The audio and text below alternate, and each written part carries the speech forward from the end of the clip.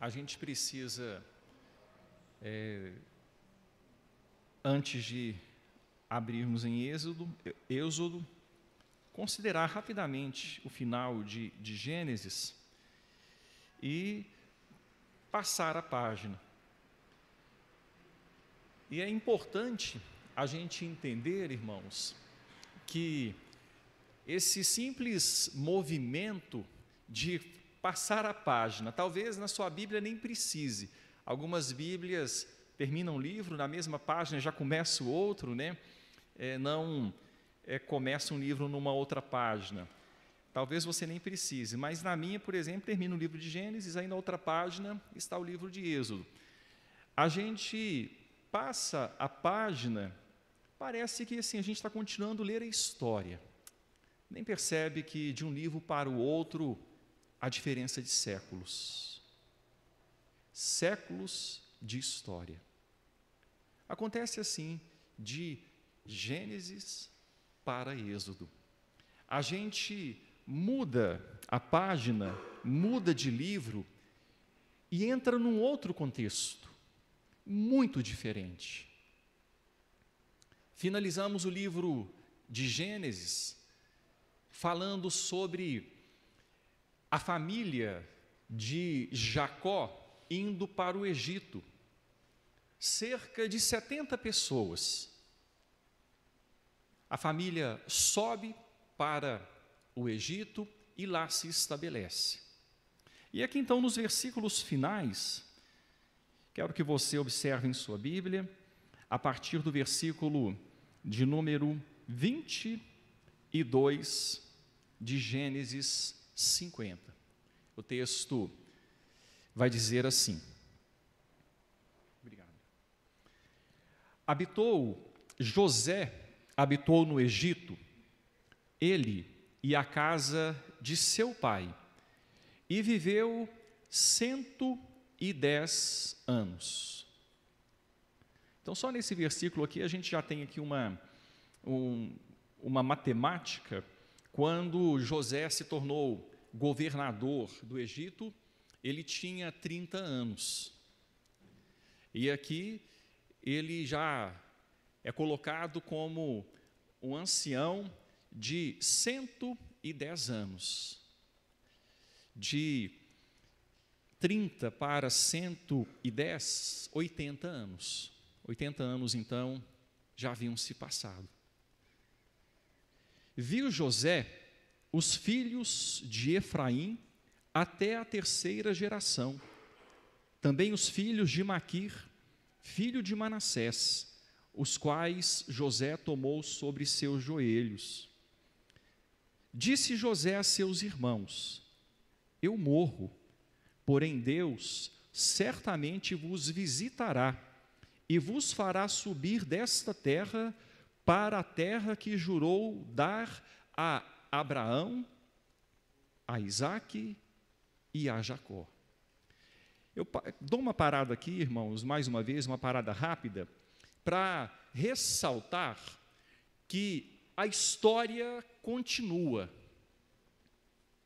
Não será uma nova história, não será um novo livro com um novo enredo, uma nova trama, novos propósitos. Não. A mesma história. A história da redenção prosseguirá. A mesma história. E José faz menção a essa história quando ele cita a terra que Deus jurou dar a Abraão, a Isaque e a Jacó. E nós vamos ver isso também no início de Êxodo. Muitas vezes, esta mesma palavra, esta mesma expressão, ou esta mesma forma de manifestação sendo repetida.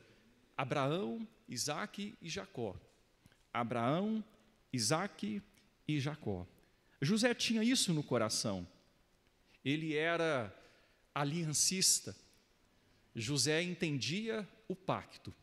E ele então, vendo a sua morte chegar, ele disse: olha, vocês serão visitados.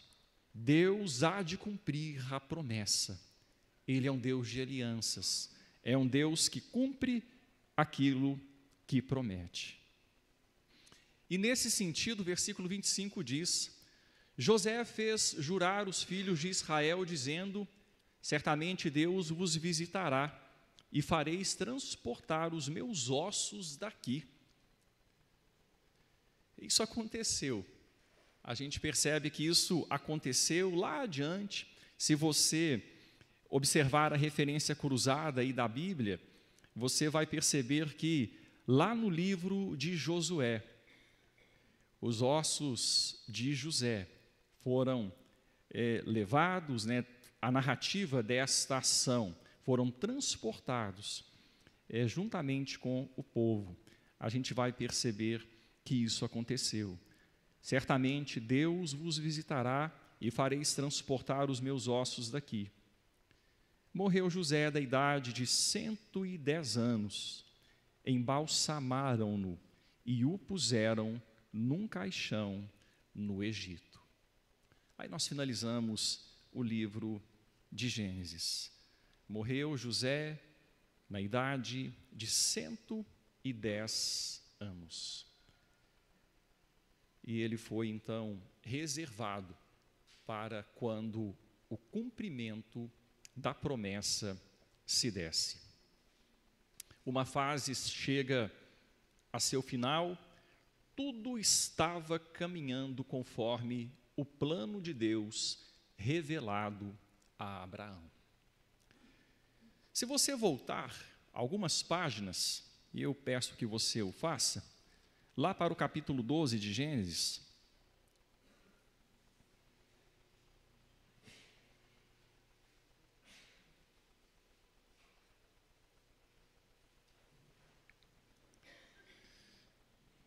onde os detalhes desse plano são primeiramente compartilhados, primeiramente lançados. Gênesis 12, versículos 1 a 3. O texto da palavra de Deus diz: Ora, disse o Senhor a Abrão: sai da tua terra, da tua parentela, da casa de teu pai, e vai para a terra que te mostrarei. De ti farei uma grande nação, e te abençoarei, e te engrandecerei o nome. Sê tu uma bênção. Abençoarei os que te abençoarem, e amaldiçoarei os que te amaldiçoarem. Em ti serão benditas todas as famílias da terra. Irmãos, aqui Deus chama Abrão. O texto introduz a história deste homem, depois de ter falado no capítulo 11 sobre a sua ascendência. O texto introduz, mostrando que através dele, Deus faria uma grande nação. Versículo 2: de ti farei uma grande nação. E fazendo esta nação, através de Abrão, Deus abençoaria todas as famílias da terra, ou todas as nações. A palavra de Deus chegaria a todos os povos. A gente vê este ensino ressoando lá em Apocalipse, quando o texto bíblico diz daquele grande dia, a festa das bodas do Cordeiro, pessoas reunidas diante de Deus e do Cordeiro, de todas as tribos, povos, raças, línguas e nações. A gente percebe lá em Apocalipse, aqui em Gênesis, a gente vai lá para Apocalipse e percebe então a concretização disso aqui. Mas aqui está começando. Uma grande nação seria formada, e através dessa grande nação, o mundo seria abençoado. Quando a gente caminha um pouquinho e chega para o capítulo 15 de Gênesis, vá comigo, por favor, para o capítulo 15.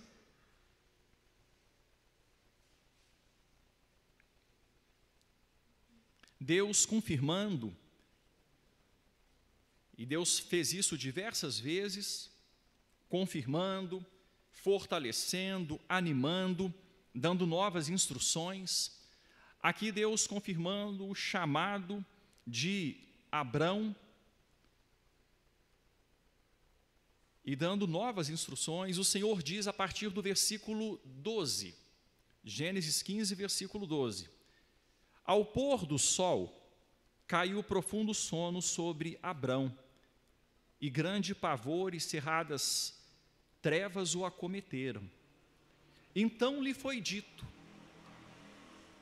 sabe, com certeza, que a tua posteridade será peregrina em terra alheia, e será reduzida à escravidão, e será afligida por 400 anos.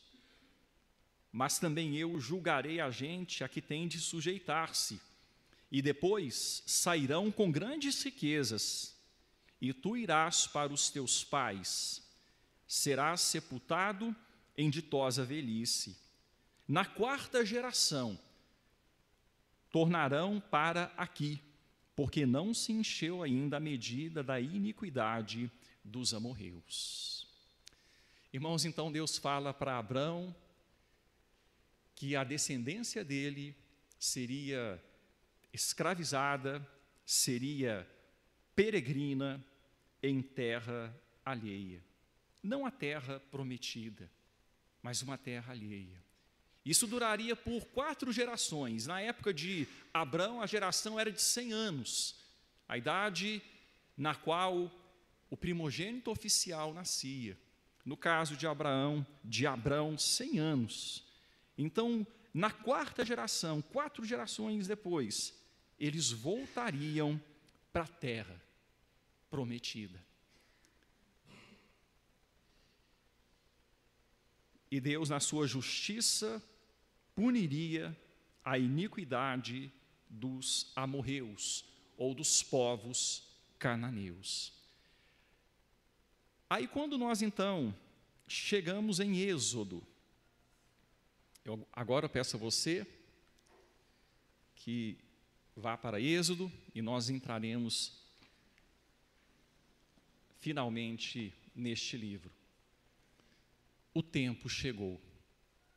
O tempo chegou. O que Deus havia dito para Abrão, posteriormente Abraão, estava acontecendo. Nós veremos aqui que já não era uma família, a família de Jacó, era um povo, o povo de Israel. Já não era cerca de 70 pessoas. Agora, o número estava na casa dos milhões. 2 a 3 milhões de pessoas. Ou 2 a 3 milhões de pessoas. Muita coisa havia acontecido. Muito tempo havia se passado. Quando você vai para o capítulo 12 de Êxodo, eu quero que você vá para lá e peço aos irmãos paciência para essas idas e vindas. É só para a gente poder destacar alguns detalhes, localizar bem os irmãos, para que a gente, na hora de avançar, possa avançar com mais segurança. No capítulo 12, versículo 30, versículo 40 de Êxodo, o texto diz assim: Ora, o tempo que os filhos de Israel habitaram no Egito foi de 430 anos. Então o texto traz aqui 430 anos. E eu quis ler esse texto só para mostrar para os irmãos que em alguns momentos a Bíblia arredonda as datas, a Bíblia torna números arredondados de acordo com a intenção do autor. Então, 430. Em outros lugares, nós temos 400 anos. Assim como foi destacado em um dos nossos últimos estudos, quando o texto fala sobre a família de Jacó no Egito, 70 pessoas, em outro lugar, 75 pessoas. Em algumas situações, a Bíblia faz um arredondamento de termos, tendo em vista, especialmente, questões contextuais, questões que têm a ver com o momento, questões que têm a ver com o significado de números. Então, é algo importante a gente destacar, para que a gente ressalte que não é uma contradição bíblica, não, mas algo claramente, facilmente explicável, tendo em vista a intenção do autor naquele momento. Certo, irmãos? Então, agora, o tempo havia passado e chegado o momento de Deus dar um passo além. Chegado o momento de Deus dar mais um avanço dentro daquilo que havia prometido, dentro do plano da redenção. Deus escolhe um homem, e a vida deste homem é uma vida marcada pelo extraordinário desde o começo. Deus escolhe um homem para resgatar o seu povo, assim como Deus escolheu um homem que tornou o resgatador eterno do seu povo. Assim como Cristo Jesus, homem, há um só Deus e um só mediador entre Deus e os homens. Cristo Jesus, homem. Deus escolhe um homem mais digno de honra que Moisés. O livro de Hebreus vai dizer isso. Mas aqui nós estamos em Moisés. E durante a primeira parte do livro, nós vamos perceber como que Deus tira o povo do Egito. É o êxodo propriamente dito. E depois do êxodo, a segunda parte do livro vai falar sobre a dádiva da lei, o Deus que entrega a lei e o tabernáculo. Então, esse, de forma bem simples, é o esboço do livro. A primeira parte, capítulos 1 a 19, o êxodo propriamente dito, e depois a dádiva da lei e o tabernáculo, a partir do capítulo 20 até o capítulo 40. E durante o estudo, irmãos, aqui do livro de Êxodo, nós vamos ressaltar alguns pontos importantes que vão que serão repetidos no decurso dos estudos. E ressalto aqui rapidamente: conhecer quem foi Moisés diante de Deus e como ele foi usado no contexto de seu plano redentor. Esse é um propósito. Vamos conhecer quem foi Moisés, como ele foi usado no contexto do plano redentor de Deus, como homem, mediador, mensageiro messiânico, sempre apontando para Cristo. A gente vai ver este Moisés, homem, mediador, mensageiro messiânico, sempre apontando para o Senhor Jesus Cristo. E vamos ressaltar também e compreender o significado da saída de Israel do Egito rumo à terra prometida, como também uma ilustração, ou uma tipologia, ou um ensino bíblico acerca daquilo que acontece com cada cristão quando é chamado pelo Senhor. E deixa uma vida de escravidão para viver uma vida nova em Cristo Jesus. Então vamos para Êxodo, capítulo 1, o segundo livro de Moisés, chamado Êxodo. Como eu disse, de Gênesis para Êxodo, há séculos, muitos anos se passam. Gênesis relatou o começo de todas as coisas, o começo entre o começo de todas as coisas, né, também o começo da fé patriarcal, ou a fé sob a forma da linhagem patriarcal. Agora, seguindo a mesma linha, nós veremos em Êxodo o relato do começo de Israel como nação. Vamos observar Israel nascendo como uma nação, a promessa sendo cumprida. Eu gostaria que os irmãos, no capítulo 1, atentassem para o versículo de número 6 e 7. O texto vai dizer: faleceu José, como lemos no capítulo 50 de Gênesis, mas não apenas ele. A morte chega a todos os humanos, a morte chega a todos os mortais. Faleceu José e todos os seus irmãos e toda aquela geração. Todo um povo, todo aquele povo que havia ido com Jacó para o Egito, toda aquela geração. Mas os filhos de Israel, versículo 7, foram fecundos,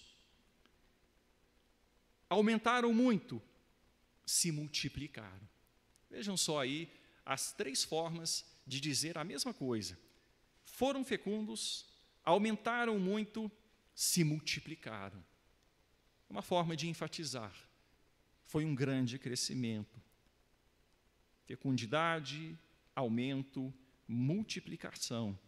E grandemente se fortaleceram, de maneira que a terra se encheu deles. Irmãos, o povo cresceu. O tempo passou, o povo cresceu. A terra se encheu do povo de Israel. Uma grande nação já estava sendo gerada. Um grande povo já havia. Era hora de Deus prosseguir o seu trabalho. A partir do versículo de número 8, nós vamos observar tentativas de travar o crescimento do povo, tentativas de impedir o cumprimento do plano de Deus. Irmãos, é sempre assim. Quando nós estudamos lá no comecinho, quando Caim mata Abel, já é uma tentativa de impedir o avanço do povo de Deus, ou o avanço da promessa do plano, do cumprimento do plano de Deus. E vamos percebendo levantes no decurso de toda a história. E agora nós vemos aqui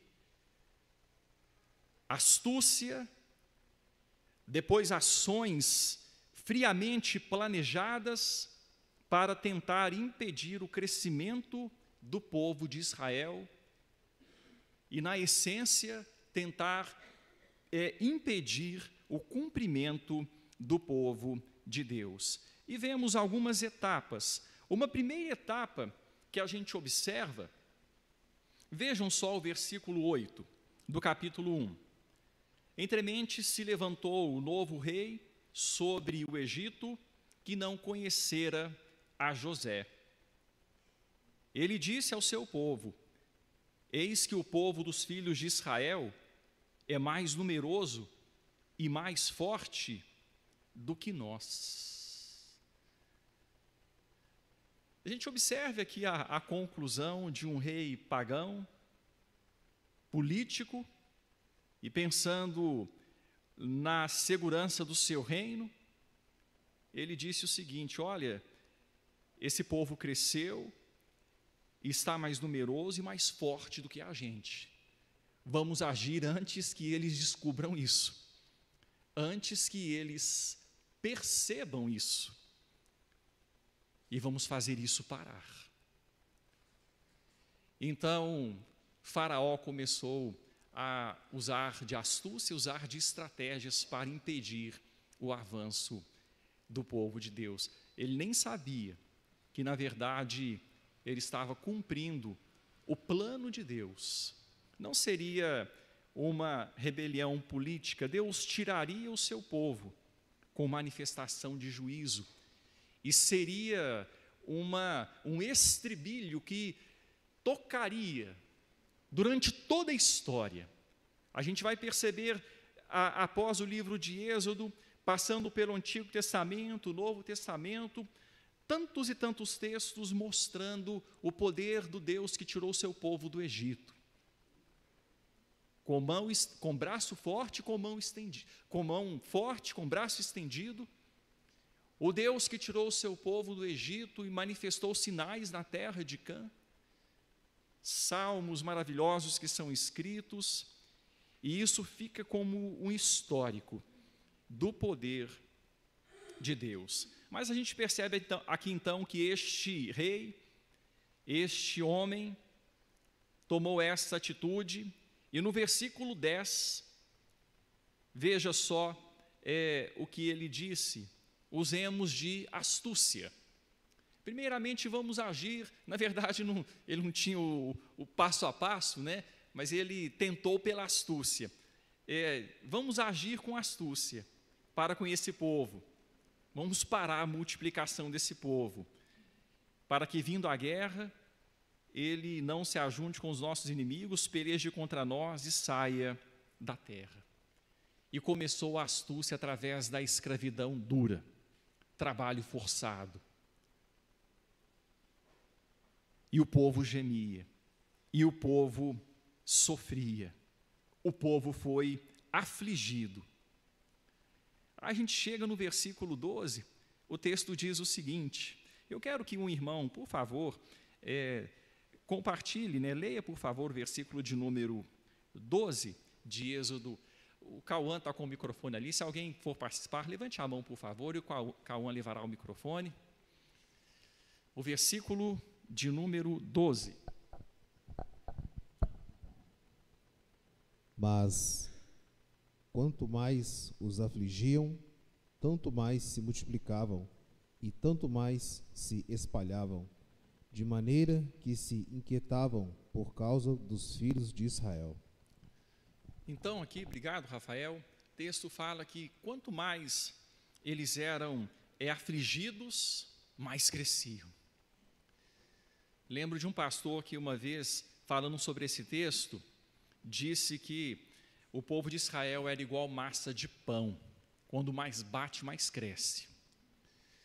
Então, quanto mais batia, mais crescia.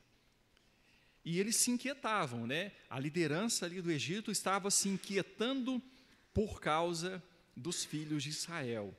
A dura servidão, amargar a vida com dura servidão, como diz o versículo 14, não estava sendo suficiente.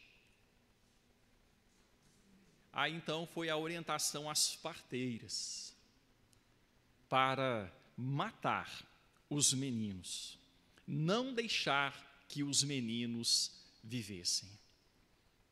Deu certo, irmãos? As parteiras temiam a Deus, Deus colocou temor no coração delas e elas não obedeceram. Mas aqui Faraó quis matar os meninos. Os irmãos se lembram de algo parecido com isso? Em outro momento da história, quando um homem poderoso se levanta para matar meninos? Herodes. Veja uma ligação aí.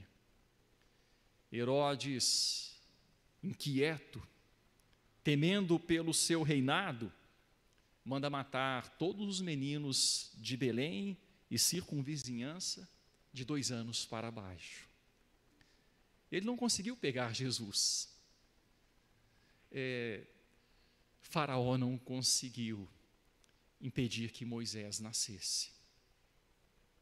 As parteiras temeram a Deus e não fizeram isso. Então depois foi um terceiro momento E esse terceiro momento era um momento onde haveria uma vigilância, uma fiscalização, e o poder de polícia, o poder instituído ali na sociedade egípcia, iria matar, recolher os meninos e lançá-los à morte. E isso, então, foi o terceiro momento de tentativa de impedir o crescimento do povo e, dentro do plano eterno de Deus, impedir o nascimento de Moisés, o nascimento do mediador, o nascimento daquele que seria o libertador. A todos os filhos que nascerem aos hebreus lançareis no Nilo, versículo 22, mas a todas as filhas deixareis viver. Era para lançar no Nilo. E todas as filhas era permitido que vivessem. Para que, através dos homens, da morte dos homens, não houvesse o prosseguimento da linhagem do povo e no plano eterno de Deus aqui, para impedir o nascimento do mediador. Irmãos, aí a gente passando então rapidamente pelo capítulo 1. Alguma pergunta, irmãos, a respeito do que foi visto aqui até agora? Alguma palavra? Não havendo, nós vamos prosseguir, vamos entrar para o capítulo 2. Nós temos o propósito de ver rapidamente os primeiros 4 capítulos. Então, nós vamos para o capítulo de número 2. O texto vai mostrar para a gente que Moisés nasceu. Nasceu Moisés, filho de levitas. Se a gente olhar o capítulo 2, o versículo 1, o texto vai dizer: foi um homem da casa de Levi e casou com uma descendente de Levi. Então, um levita com uma levita, e eles se casaram, tiveram filhos. Moisés foi pelo menos o terceiro, Nós sabemos de Arão, sabemos de Miriam, e nasceu Moisés. No momento do nascimento de Moisés, o decreto estava em vigor. Todos aqueles que nascessem deveriam ser homens, deveriam ser lançados no Nilo. Quando Moisés nasceu, alguma coisa diferente foi notada. Versículo de número 2. Gostaria que alguém, por favor, ajudasse lendo o versículo de número 2. Alguém pode fazer um sinal e o Cauã vai enviar o microfone. Êxodo 2, versículo 2, quem pode ajudar?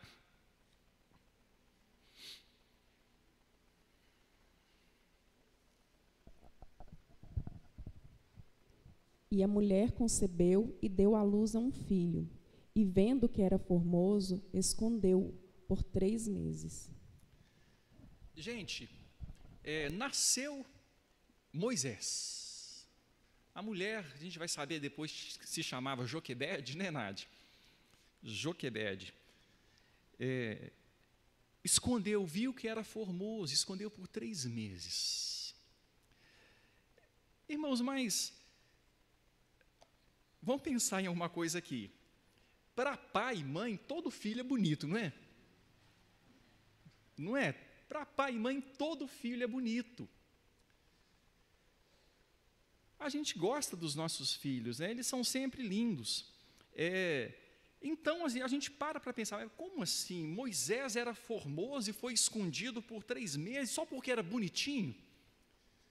Será que os outros não eram bonitinhos? O que o texto bíblico está querendo dizer? Vamos para Atos, capítulo de número 7. Atos, capítulo 7.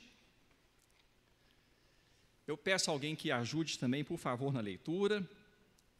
o versículo de número 20. Quem for ler, pode dar no sinal. Atos 7, versículo 20.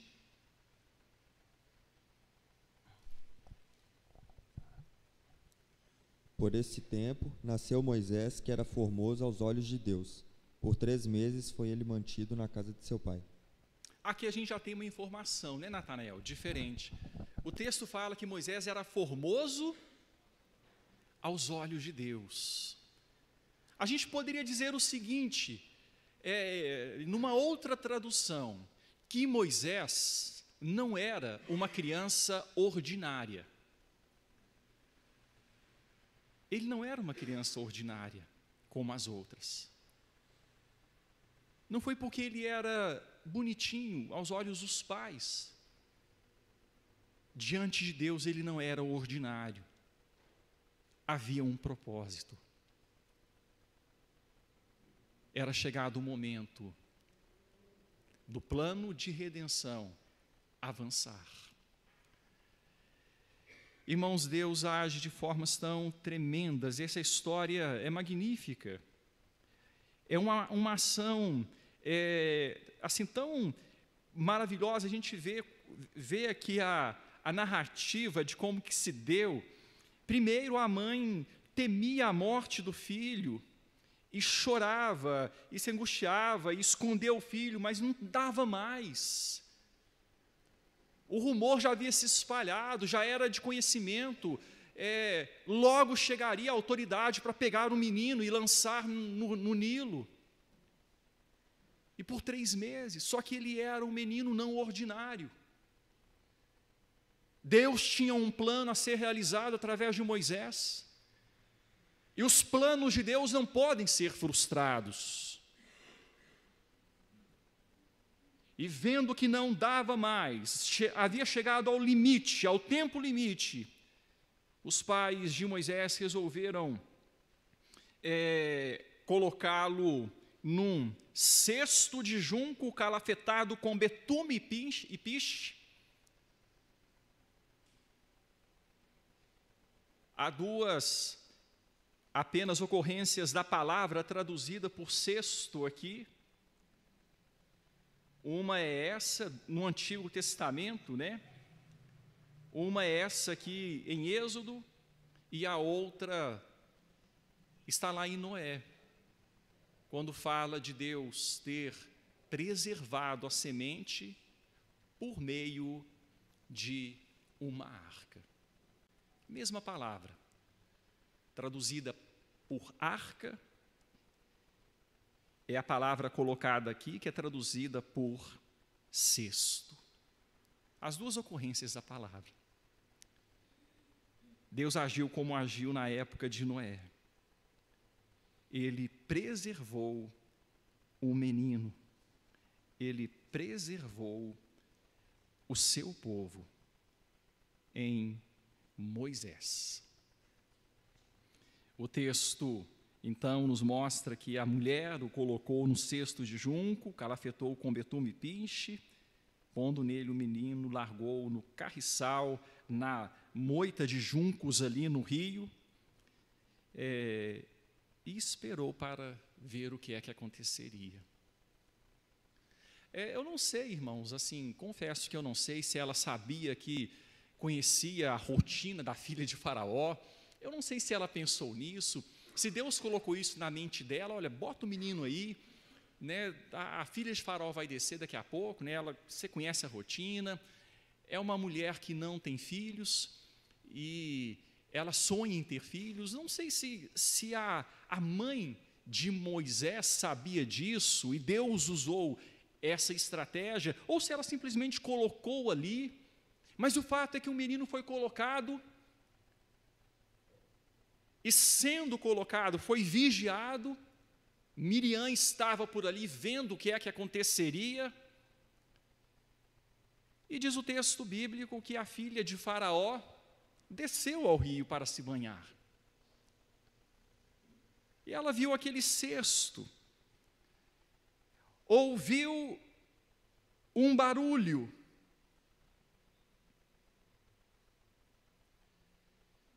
o menino chorava. E foi amor à primeira vista. Irmãos, aquela mulher viu aquele bebê, aquela mulher se apegou àquele bebê. A filha do faraó, que temia pela segurança do seu reino, levou para dentro do palácio aquele que seria instrumento de Deus para subjugar o reino.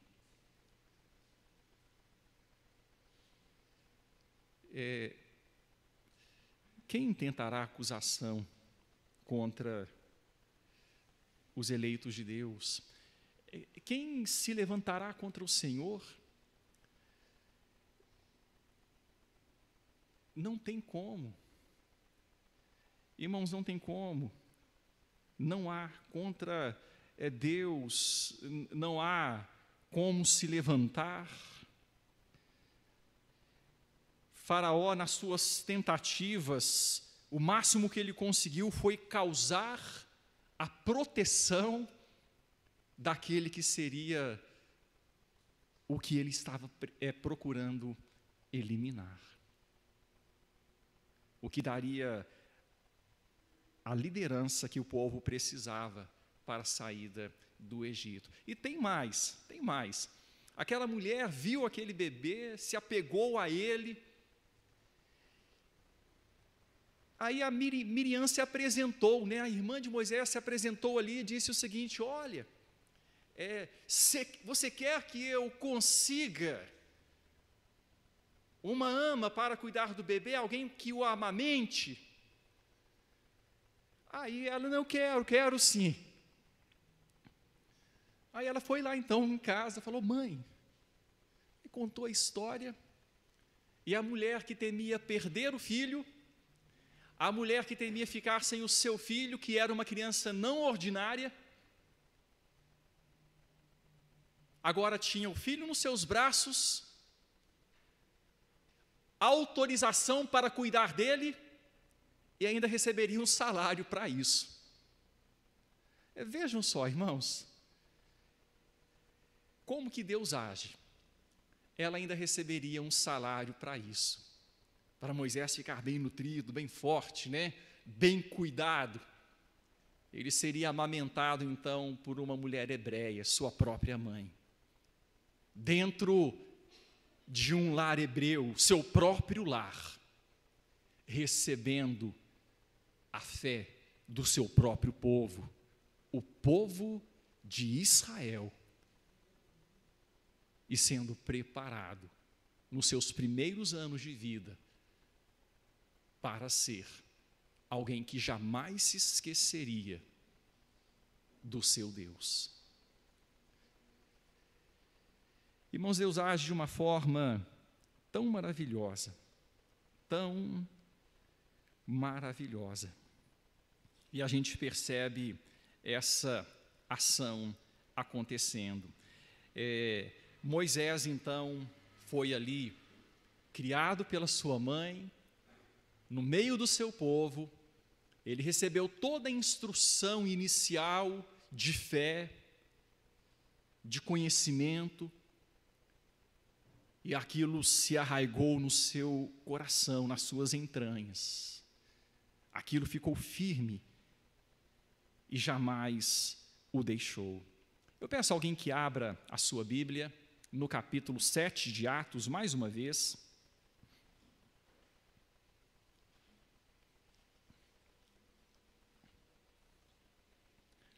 Atos, capítulo 7.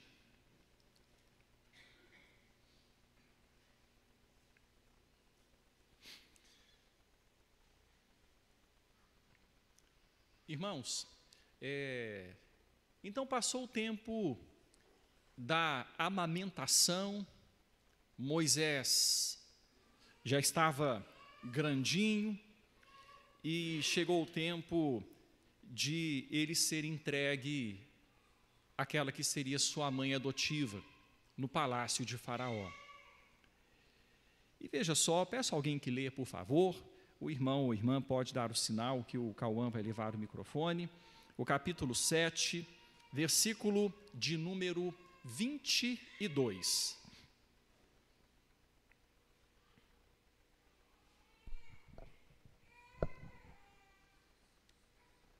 Quando completou 40 anos, veio-lhe a ideia de visitar seus irmãos, Rosa, os filhos de Israel. Perdão, é o anterior, o 22. E Moisés foi educado em toda a ciência dos egípcios, e era poderoso em palavras e obras. Obrigado, Rosa. Então aqui, irmãos, o texto nos mostra que Moisés foi dado à filha de Faraó, e ele foi educado em toda a ciência dos egípcios. Ele foi bem preparado para ser príncipe. E há a possibilidade, irmãos, segundo os estudiosos aí das dinastias egípcias, se a princesa que o pegou seja essa que é supostamente a que o tenha acolhido, há a possibilidade de ele ter participado ou estar na sucessão de Faraó. Pode ser que isso tivesse acontecido. O fato é que ele foi criado como um príncipe, instruído em toda a ciência dos egípcios. Era poderoso em palavras, então era um homem de letras, estudado, que sabia conversar, que sabia argumentar, que conhecia dos assuntos de sua época, que conhecia da ciência de sua época, e em obras, ele era perito, ele era hábil, ele dominava técnicas em diversas áreas, como deveria ser com um príncipe, como deveria ser, quem sabe, com um futuro líder de nação, de uma nação proeminente no seu tempo. Então ele foi educado em toda a ciência dos egípcios, era poderoso em palavras e obras.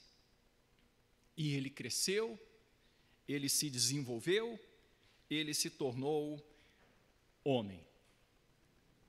Estava então na altura dos seus 40 anos de idade. O tempo vai mostrando para a gente assim em blocos, né?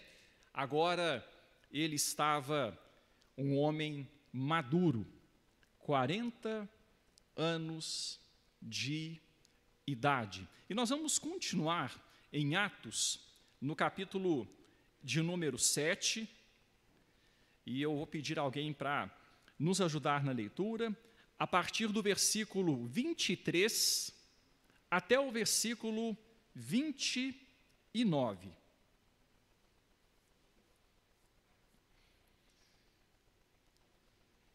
Quem puder ler pode dar um sinal, por favor.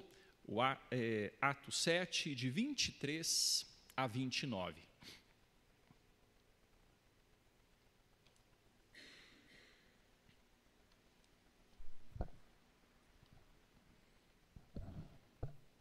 Quando completou 40 anos, veio-lhe a ideia de visitar seus irmãos, os filhos de Israel. Vendo um homem tratando injustamente, tomou-lhe a defesa e vingou o oprimido, matando o egípcio. Ora, Moisés cuidava que seus irmãos entenderiam que Deus os queria salvar por intermédio dele. Eles, porém, não o compreenderam. No dia seguinte, aproximou-se de uns que brigavam e procurou reconduzi-los à paz, dizendo: Homens, vós sois irmãos, por que vos ofendeis uns aos outros? Mas o que agredia o próximo o repeliu, dizendo: Quem te constituiu autoridade e juiz sobre nós? Acaso queres matar-me, como fizeste ontem ao egípcio? A estas palavras Moisés fugiu e tornou-se peregrino na terra de Midian, onde lhe nasceram 2 filhos. Amém. Obrigado, Michele. Irmãos, aqui a gente tem a história vai correndo, e um homem de 40 anos e com um chamado. Havia no seu coração um chamado. Ele ainda não entendia muito bem esse chamado, ainda não entendia muito bem como esse chamado seria cumprido, mas ele sabia que havia ali um chamado da parte de Deus. Se a gente observar aqui no versículo de número 25, que foi lido, em parte do versículo nós lemos assim: Moisés cuidava que seus irmãos entenderiam que Deus os queria salvar por intermédio dele. Moisés cuidava. No coração de Moisés, ele achava: olha, os meus irmãos vão entender que Deus os quer salvar por meu intermédio. Eles, porém, não compreenderam, eles não tinham essa condição ainda de entender isso. Eles ainda não tinham a condição de ver essa história que aconteceria no futuro. Mas Moisés entendia ter um chamado, mas ele mesmo não sabia como faria. E ele achou que seria assim. Ele entrou lá como um juiz, como alguém para julgar, e se compadeceu do seu irmão hebreu que apanhava, que era ali, estava sendo espancado, e foi e matou o egípcio. E ele entendeu: não, eles vão compreender. Só que Moisés estava no palácio. Moisés não sabia o que era padecer necessidade. Moisés não sabia o que era ser escravo. Moisés não sabia o que era não ter liberdade. Ele queria que alguém que era tão diferente dele tivesse a mesma percepção que ele. E não era assim. Aquela pessoa ou aquele povo, aqueles homens representando o povo, não tinham a condição que Moisés pensava que tinham. E eles não compreenderam. E Moisés se viu numa situação de dificuldade. Ele havia matado um egípcio. E ele seria punido por isso. E ele, então, precisaria fugir. E ele fez isso. Ele precisou fugir. E ele foi para a terra de Midian. E uma nova etapa. Estevão, no seu sermão, vai dividir a vida de Moisés em 3 etapas, cada uma de 40 anos. E uma nova etapa, então, começaria.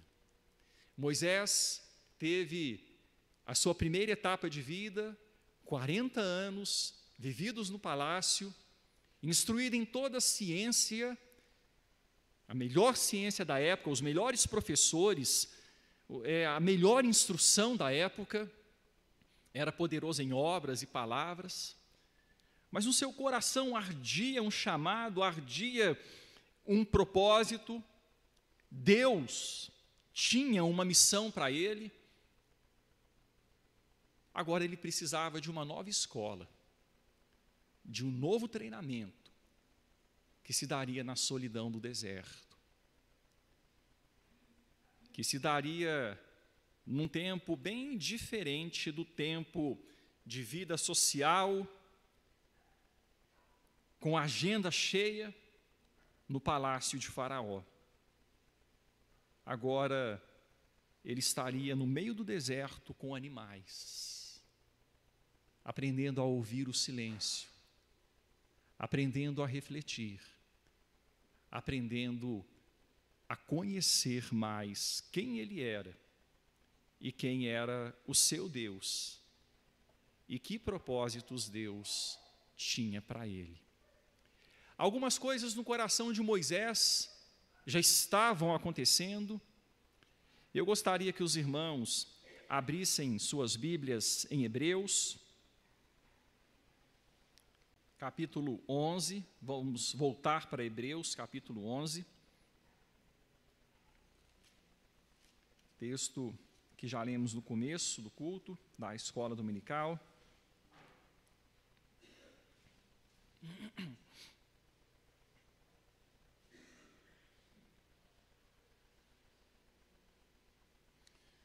Gostaria que alguém lesse, por favor, os versículos 24, 25, 26 e 27.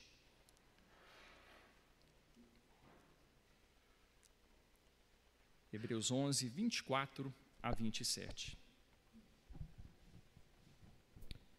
Pela fé, Moisés, quando já homem feito, recusou ser chamado filho da filha de Faraó, preferindo ser maltratado junto com o povo de Deus a usufruir prazeres transitórios do pecado. Porquanto considerou o opróbrio de Cristo por maiores riquezas do que os tesouros do Egito, porque contemplava o galardão. Até o 27. Pela fé, ele abandonou o Egito, não ficando amedrontado com a cólera do rei. Antes, permaneceu firme com quem vê aquele que é invisível. Obrigado. Irmãos, vamos observar aqui alguns pontos de análise que são bastante importantes. Os irmãos acham que foi do nada. De repente, Moisés estava vivendo no palácio, feliz da vida, já 40 anos de idade, tranquilo, e do nada ele saiu, viu um egípcio espancando um hebreu e foi e matou o egípcio. E pronto, ali começou toda a história. Os irmãos acham que foi assim que aconteceu? Aqui a gente está vendo uma narrativa em grandes blocos, não é? Blocos que narram uma vida. Se você fosse narrar a sua vida até os 40 anos, daria alguns volumes, não daria? Tanta coisa que aconteceu, tanta vivência. O que será que Moisés conversava com sua mãe adotiva? Será que Moisés falava a respeito de aquilo que estava no seu coração? Será que ela tentava dissuadir Moisés de alguma forma? O que eu quero mostrar, irmãos, eu não quero fantasiar ou romancear aqui, o que eu quero mostrar é que não foi de uma hora para outra. Moisés estava, de certa forma, a gente pode dizer, em crise. E essa crise de Moisés o levou a uma ação. Não foi, e quando eu falo crise, é no sentido de que a mente dele estava em conflito. Aquilo que ele era, onde ele estava, ele deveria estar ali, ele deveria estar fazendo o que estava fazendo, o chamado dele não era outro. Quando a gente observa o texto de Hebreus, parece que algumas janelas vão se abrindo, e o texto mostra que ele recusou ser chamado filho da filha de Faraó. Vejam que houve uma decisão. Ele sabia de quem ele era, de que povo ele era. Eu não penso que Moisés desprezou aquela que cuidou dele, aquela que foi sua mãe ali de criação, que tratou com amor.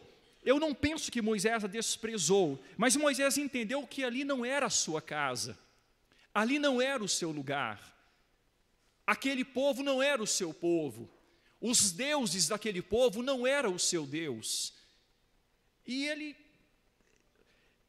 entendeu que precisava mudar alguma coisa. Veja só, irmãos, o versículo 25, quando o texto diz: ele preferiu ser maltratado com o povo de Deus a usufruir prazeres transitórios do pecado.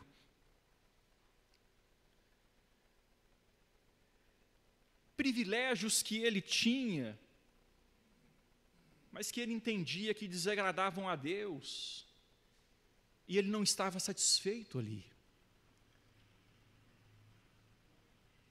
A decisão de Moisés não foi um ímpeto, um impulso que o levou a matar um homem do nada.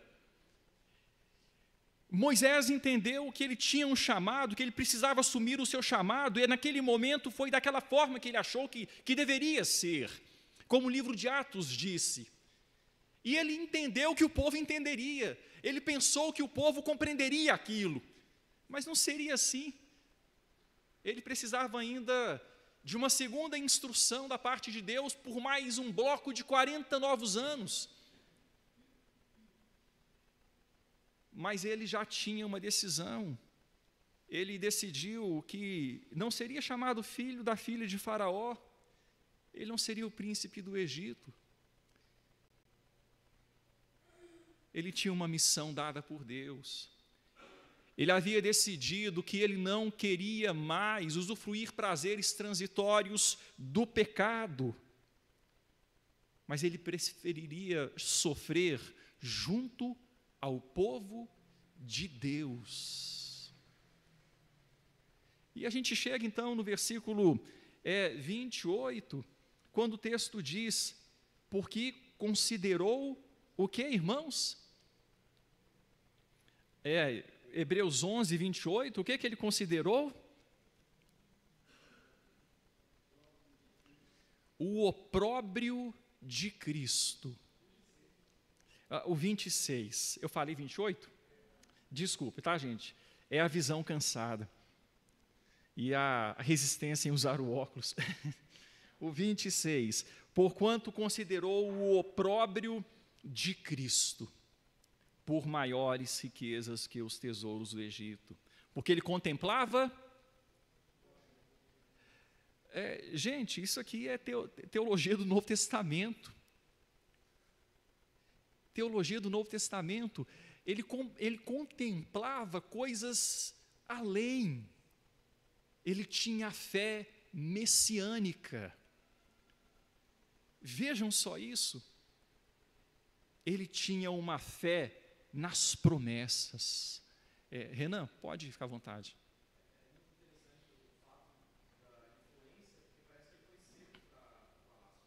Foi.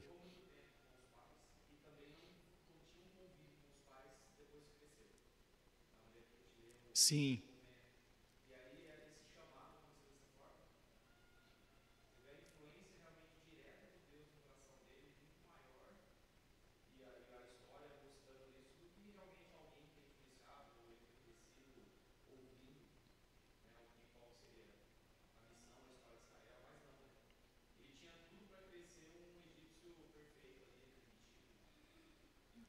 Feliz a vida com o conforto, né?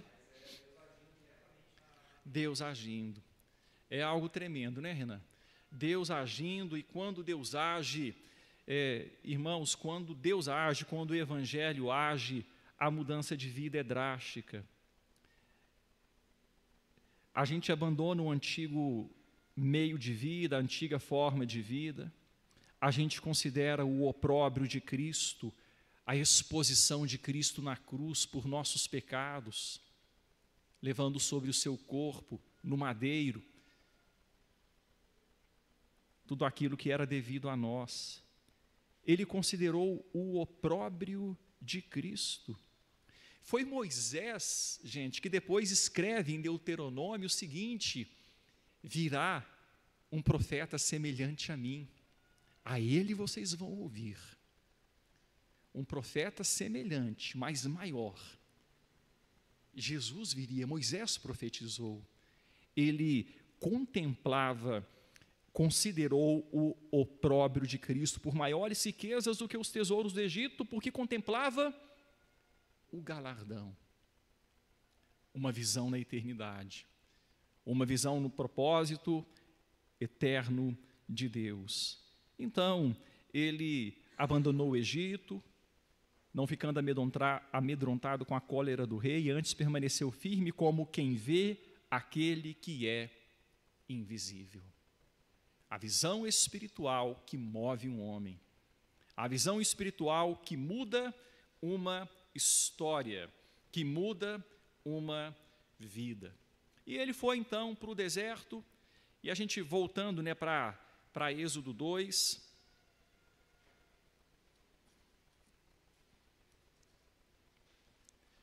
Êxodo 2, ele chega no deserto, como a gente já leu em Atos, né? O texto vai nos mostrar que ele constitui família em terra estrangeira, ele tem filhos e ele passa a viver como pastor de rebanho.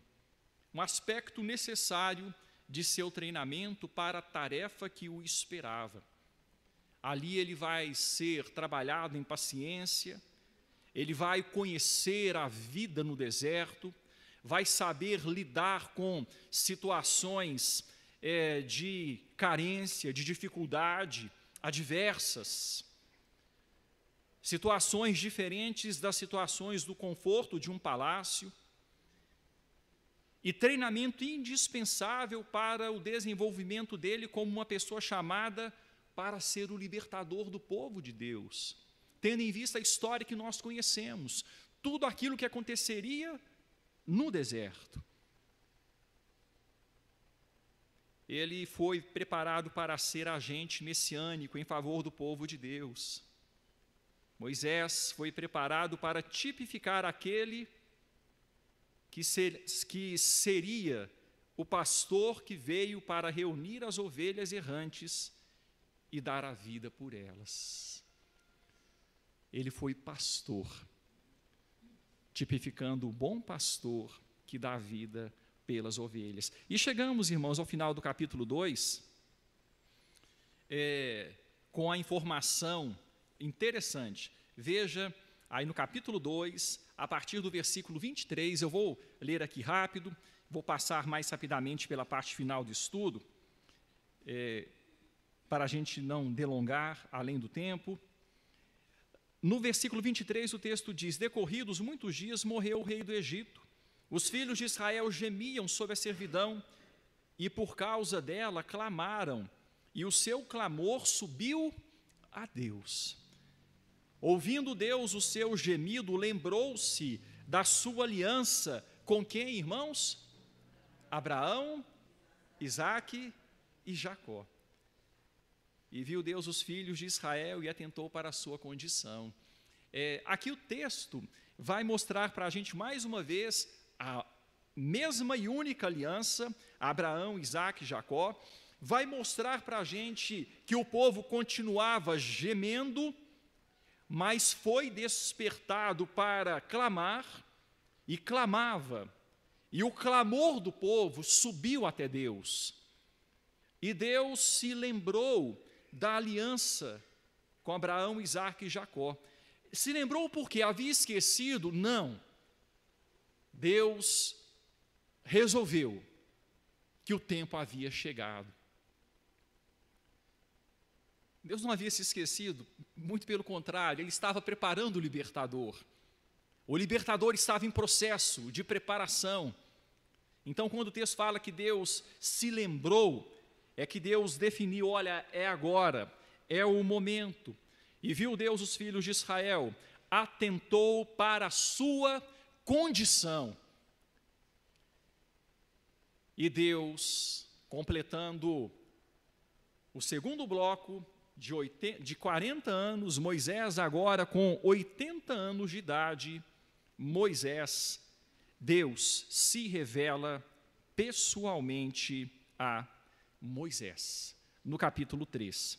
E aqui eu quero passar bem rapidamente com os irmãos, no capítulo 3, o texto vai dizer no versículo 1 que Moisés apacentava o rebanho de Jetro, ou Reuel, ou Obabe, são nomes para a mesma pessoa. Moisés apacentava o rebanho de Jetro, seu sogro, sacerdote de Midian. E levando o rebanho para o lado ocidental do deserto, chegou ao monte de Deus, a Horebe. Esse monte veio a ter esse nome posteriormente por essas mesmas manifestações.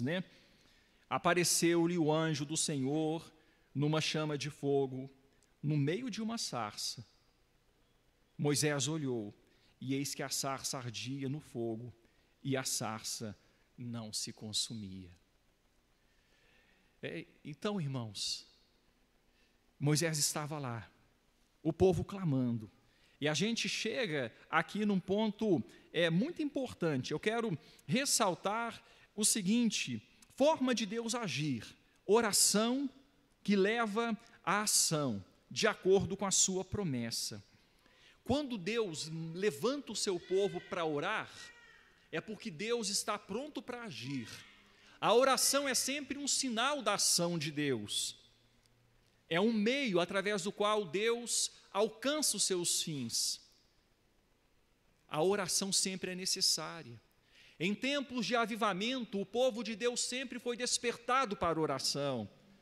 Em tempos de ação de Deus na história, o povo de Deus foi despertado para a oração. E o povo de Deus clamava, o clamor subiu até o Senhor dos Exércitos e Deus resolveu agir.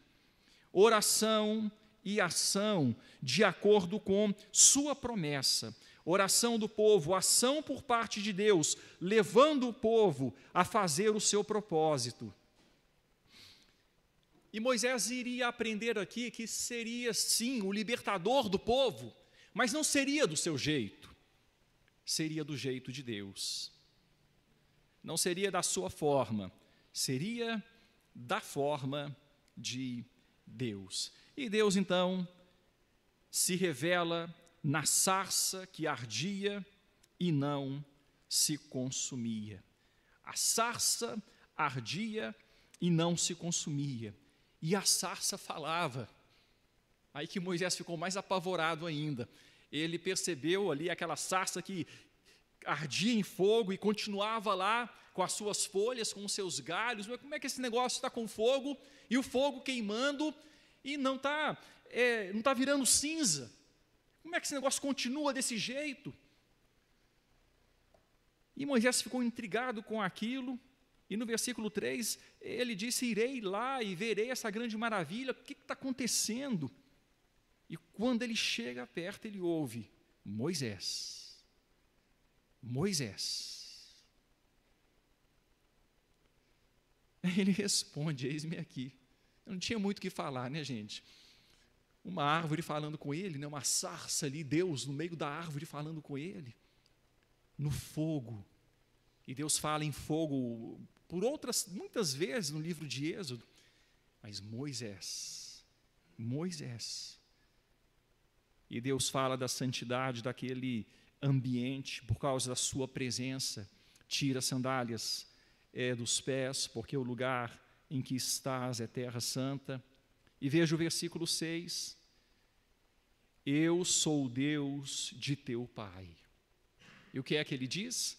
O Deus de Abraão, o Deus de Isaque, o Deus de Jacó.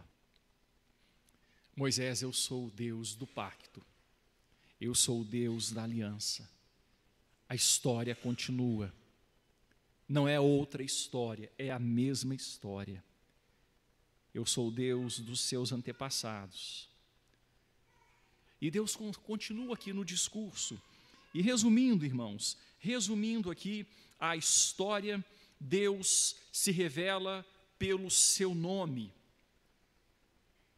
E esse nome de Deus, baseado em 4 consoantes da língua hebraica, YHWH.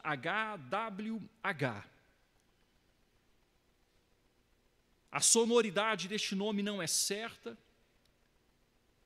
Javé e Yavé, possivelmente. Mas um nome baseado no verbo ser. O nome que leva em conta todos os aspectos temporais do ser, do verbo ser. Passado, presente, futuro. Eu sou o que sou. Eu sou o que fui e o que serei. E destaca que Deus existe por si mesmo. A autoexistência de Deus, a imutabilidade de Deus, a eternidade de Deus. O mesmo ontem, hoje e para sempre. E ele mostra para Moisés que ele era Yavé, o Senhor da aliança, o Senhor do pacto. E ele revela esse nome aqui, nesse momento. Irmãos, o texto mostra então no capítulo de número 3, nessa revelação acerca de Deus, a mensagem de que o Deus do pacto, o Deus imutável, o Deus eterno, estava habilitando Moisés a cumprir a vocação para a qual ele já o havia chamado desde antes do nascimento. E ele nasceu uma criança que não era ordinária, tinha um propósito. E Deus instrui Moisés, orienta Moisés, promete que estará com ele. E Moisés fica animado e vai, irmãos, com toda a força cumprir a sua missão. O texto nos mostra um Moisés relutante demais, não é? Eu não sei qual foi o efeito. É claro que o efeito de Deus foi alcançado, né? Foi alcançado durante os 40 anos no deserto. Mas 40 anos no deserto deve apagar algumas chamas que ardem no coração idealista de um jovem, não deve, gente? Lá em Atos, a gente vê um jovem idealista, não, Moisés entendia, compreendia que o povo saberia que ele havia sido chamado para ser o libertador, o povo vai entender, cheio de ideais, na força da sua juventude. E agora a gente vê um homem maduro, não, Senhor, manda outro. Não, Senhor, não vou não. Não, Senhor, eu não sei falar, eu sou pesado de língua. Não, Senhor, manda qualquer um, menos a mim. Irmãos, ali ele titubeia, ele mostra, não uma indisposição, no sentido assim, de desobediência, mas foi um tempo onde Moisés foi tratado por Deus e talvez ele fosse entender agora, no decorrer do cumprimento da missão, o porquê daquele tempo. Muitas vezes pensamos que o tempo que nós ficamos de molho, ou o tempo que nós ficamos no nosso ponto de vista ali, sendo gerado ou aguardando, é um tempo perdido. A gente não percebe o que Deus está fazendo e vai perceber só depois, que a gente precisava daquele tempo. E Deus chama Moisés, Deus capacita Moisés, Deus ordena Moisés, você vai. Bondosamente Deus mostra algumas formas de ação para que Moisés se sentisse mais seguro, providencia alguns meios para que Moisés se sentisse mais seguro, juntamente com Arão, ele deveria ir, mas ele foi. E aqui o cenário, então, está pronto, o cenário está montado para que Moisés se apresentasse diante de Faraó e o êxodo começasse. Ele se apresenta aos anciãos de Judá, ou aos anciãos hebreus, do povo de Israel, e aquele povo vê os sinais e crê. E a gente finaliza o capítulo de número 4, no versículo 31, o povo creu, e tendo ouvido que o Senhor havia visitado os filhos de Israel, e lhes vira a aflição, inclinaram-se e o adoraram. Aí aqui então o cenário está construído e permitindo Deus, na próxima semana, um novo momento quando esse homem, o mediador, vai se apresentar diante de Faraó. Alguma pergunta, irmãos? Alguma palavra? Sim, Frank.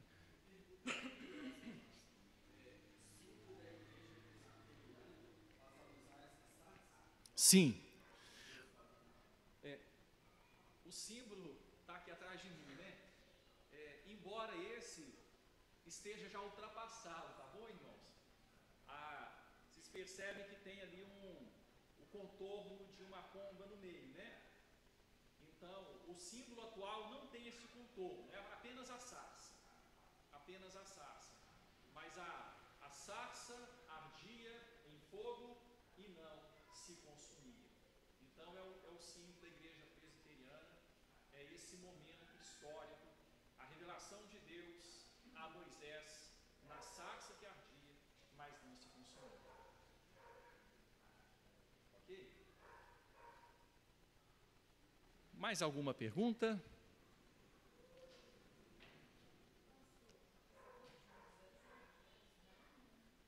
A esposa, a Zípora, não, ela era midianita, provavelmente descendente de Abraão e Quetura.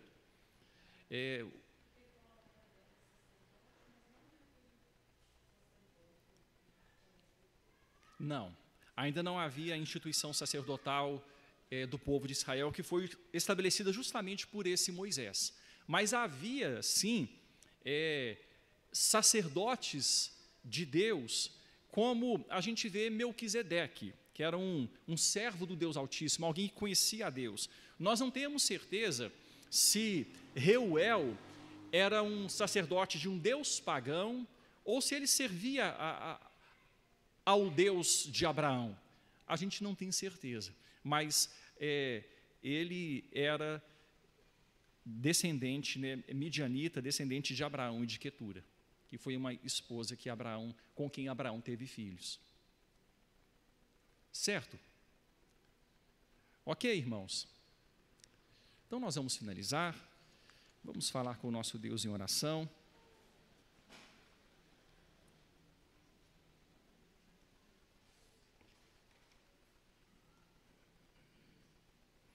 Eu gostaria, irmãos, que dentro do que foi falado, ao orarmos, como Moisés, nós agradecêssemos a Deus pelo nosso chamado e mais uma vez firmássemos a nossa decisão, como Hebreus diz acerca de Moisés. Moisés recusou ser chamado filho da filha de Faraó.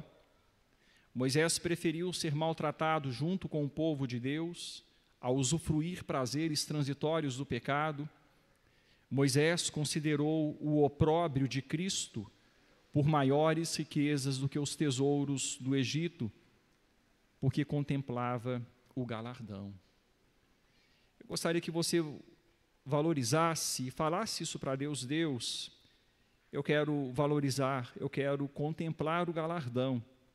E contemplando o galardão, eu quero lutar contra o pecado, os prazeres transitórios do pecado.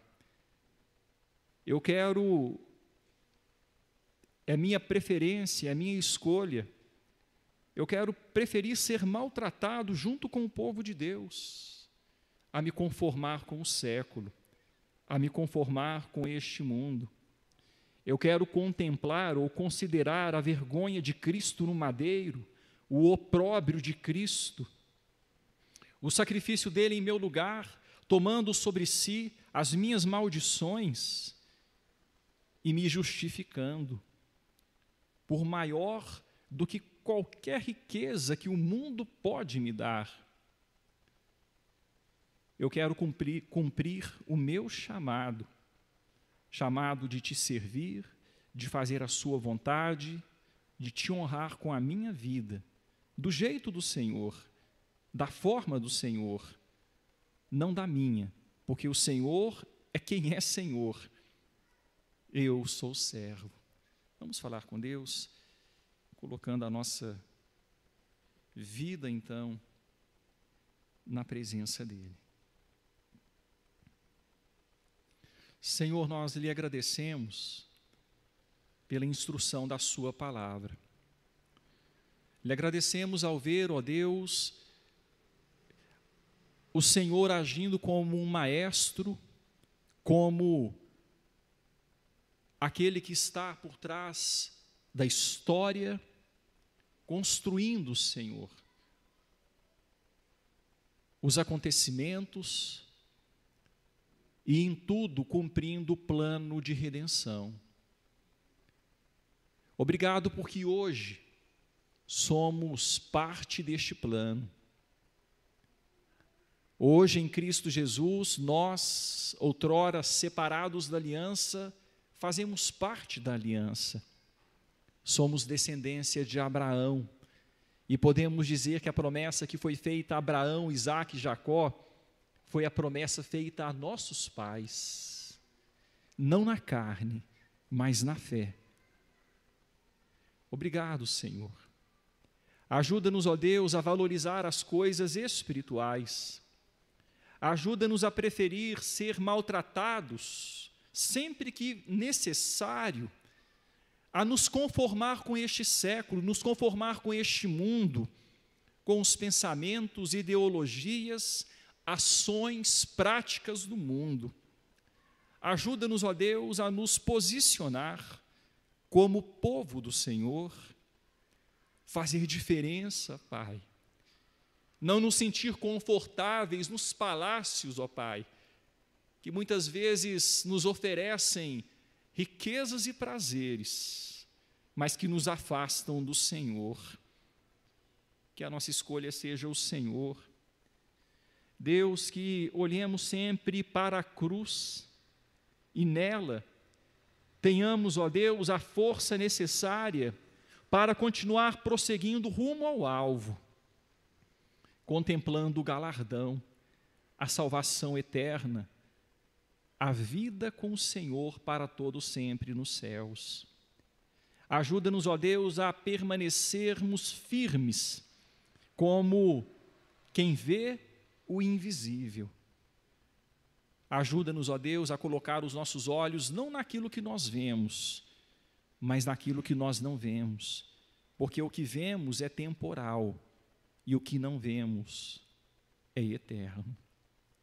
Obrigado por ser o Eu Sou, o Deus eterno, imutável, o Deus criador de todas as coisas, o Deus que sempre é, passado, presente e futuro para o Senhor, não o envelhecem, não o tornam menor ou maior, mais forte ou mais fraco. O Senhor reina sobre o tempo. Louvado seja o Senhor, Pai.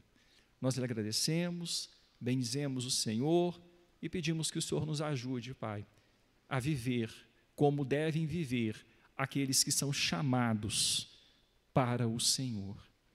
Leva-nos em paz, nos dê um restante de dia feliz e abençoado na sua presença. Em nome de Jesus. Amém.